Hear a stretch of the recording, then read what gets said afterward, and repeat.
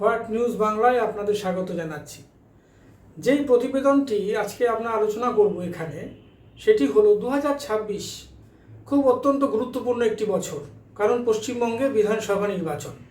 কিন্তু সবচেয়ে বড় প্রশ্ন সেটি হলো যে বিরোধী দল যে ভারতীয় জনতা পার্টি, তার কি ভবিষ্যৎ। এই আলোচনা যদি আমরা করতে বসি, তবে আমরা প্রথমেই দেখতে পাচ্ছি যে দুটো পক্ষ, একটা হচ্ছে শাসক দল তৃণমূল কংগ্রেস, যার নেতৃত্বে রয়েছেন মমতা বন্দ্যোপাধ্যায় এবং সেনাপতি অভিষেক বন্দ্যোপাধ্যায়, আর একদিকে রয়েছে ভারতীয় জনতা পার্টি তথা বিজেপির সর্বভারতীয় একটি দল, যার নেতৃত্বে রয়েছেন এখানে শুভেন্দু অধিকারী আরও অন্যান্য নেতৃবৃন্দ। কিন্তু দুটোকে যদি আমরা তুল্যমূল্য বিচার করি, তবে কি আমরা দেখতে পাবো যে দুটোকে অত্যন্ত একটা কন্টেম্পোরারি একটা খুব ভালো পলিটিক্স করছে বিজেপি, সেটা কি আমরা দেখতে পাচ্ছি? বিরোধী দল হিসেবে তাদের যে পারফরমেন্স, সেটা কি অত্যন্ত খুব ভালো যাচ্ছে, নাকি অত্যন্ত পুয়ার পারফরমেন্স হচ্ছে তাদের? কেননা এই কথা কেন বলছি আপনারা মনে করবেন, কারণ হচ্ছে যে বিজেপি একটি দল হিসাবে পশ্চিমবঙ্গে কিন্তু লড়াই করতে পারছে না। এখানে এককভাবে লড়াই করছে। কোথাও শুভেন্দু অধিকারী একটা মিছিল করে বসলো, কোথাও সুকান্ত মজুমদার করছে, দিলীপ ঘোষ কিছু করা কথা বলছে, কিছু আনকনস্টিটিউশনাল কথা বলে বাজার গরমের চেষ্টা করছে। কিন্তু একটা কথা মনে রাখতে হবে, সেটা হচ্ছে মমতা বন্দ্যোপাধ্যায়ের নেতৃত্বে যদি আপনি এই সরকারকে পরাজিত করতে হয়, তবে যে একটা টিম ওয়ার্কের দরকার আছে, সেটা কিন্তু ভারতীয় জনতা পার্টির মধ্যে দেখা যাচ্ছে না। কারণ কি, কেন বলছি? আপনারা যদি দেখেন গত 1 বছর কি 2 বছর বা লোকসভা ভোটেও যেভাবে তারা লড়াইটা করেছে, কোথাও গিয়ে দেখা যাচ্ছে যে শুভেন্দু অধিকারী, দিলীপ ঘোষ, সুকান্ত মজুমদার একই মঞ্চে তাদেরকে দেখা যাচ্ছে না। পাবলিক পারফরমেন্সে তাদের পারসেপশনে কি দাঁড়াচ্ছে? সেখানে গিয়ে দাঁড়াচ্ছে এটাই যে মানুষ মনে করছে যে বিজেপি একটি বিচ্ছিন্ন দল হয়ে গেছে। কেন বলছি? তার কারণ হচ্ছে তৃণমূল যেখানে মমতা বন্দ্যোপাধ্যায় একটা কোনো নির্দেশ যেভাবে একেবারে গ্রাসরুট অবধি সেটাকে ইমপ্লিমেন্ট করার চেষ্টা করছে, বিজেপির মধ্যে কিন্তু এটা দেখা যাচ্ছে না। একটা এক্সাম্পল দিয়ে বলি, যখন লক্ষ্মীর ভাণ্ডারকে কাউন্টার করার জন্য কখনো শুভেন্দু অধিকারী বলে দিচ্ছে আমরা ক্ষমতায় এলে 3000 দেবো, অমিত শাহ এসে বলছে আমরা এলে 500 টাকা বাড়াবো, কখনো সুকান্ত মজুমদার বলছে এরকম ঘটনা যে হয়েছে আমি জানি না।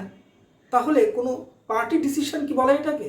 যদি পার্টি ডিসিশন হতো তাহলে একই কথা বলতো সবাই, সকল নেতা একই রকমভাবে কাউন্টার করতো। তা কিন্তু দেখা যাচ্ছে না। এখানে কি দেখা যাচ্ছে যে এককভাবে যে যেমন ইচ্ছা বলে দিচ্ছে, উইদাউট হোমওয়ার্ক তারা কাজ করছে। এটা কিন্তু কোনো রাজনীতির, অন্তত বিরোধী দলের ভূমিকা এটা হলে চলবে না। কারণ আপনাকে মনে রাখতে হবে যে তার বিপক্ষ দলে আপনার রয়েছে মমতা বন্দ্যোপাধ্যায়ের মতো একজন অত্যন্ত সুচারু পলিটিশিয়ান, যে অত্যন্ত দক্ষভাবে সে রাজনীতিটা বোঝে, সে প্রশাসনকে সামলাচ্ছে, একটা অত্যন্ত একটা এফিসিয়েন্সি দিয়ে সে কাজ করছে। হ্যাঁ, তার বিরুদ্ধে অভিযোগ থাকতে পারে, সমালোচনা থাকতে পারে, সব মেনে নেওয়া যেতে পারে, কিন্তু দিনের শেষে দেখা যাচ্ছে মমতা বন্দ্যোপাধ্যায় যেটা বলে গেল সেটাই কিন্তু সমস্ত জায়গাতে পালিত হচ্ছে। আর একটা উদাহরণ দিই, মমতা বন্দ্যোপাধ্যায় কী বললেন? তিনি বললেন যে ভোটার লিস্টে কোথাও গিয়ে কারচুপি হয়েছে। দিল্লিতে নাকি ভোটার লিস্টে কারচুপি ধরতে পারেনি বলেই কেজরিওয়াল হেরেছে, বা মহারাষ্ট্রের উদাহরণ তিনি দিয়েছেন।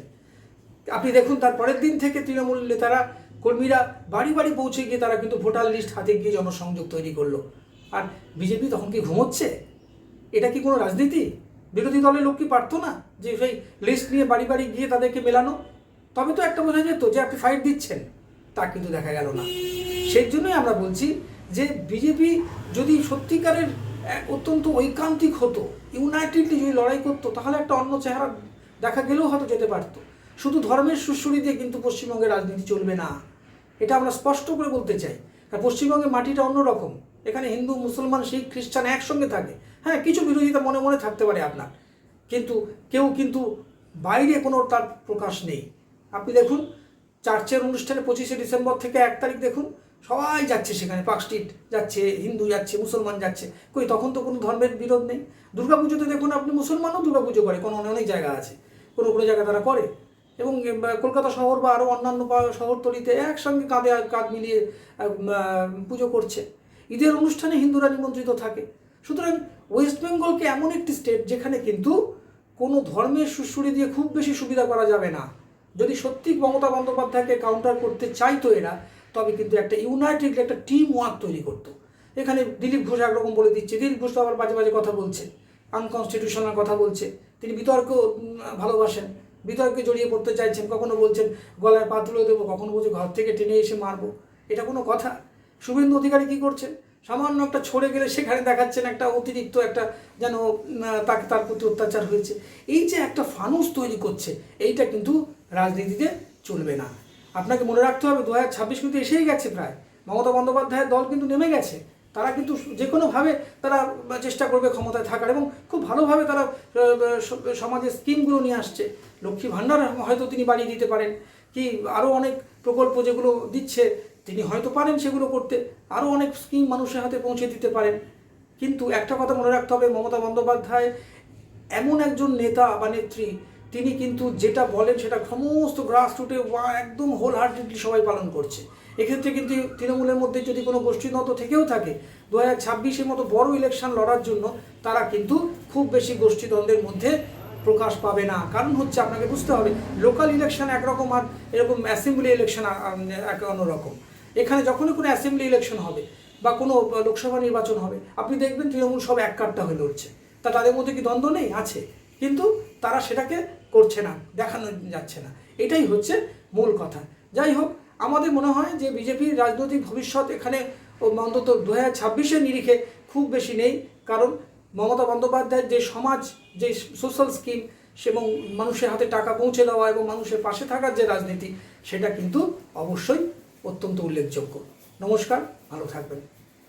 আমাদের ভিডিও ভালো লাগলে লাইক ও শেয়ার করুন, কমেন্ট সেকশনে গিয়ে জানান আপনাদের মতামত। আরও ভিডিও পেতে চ্যানেলকে সাবস্ক্রাইব করুন।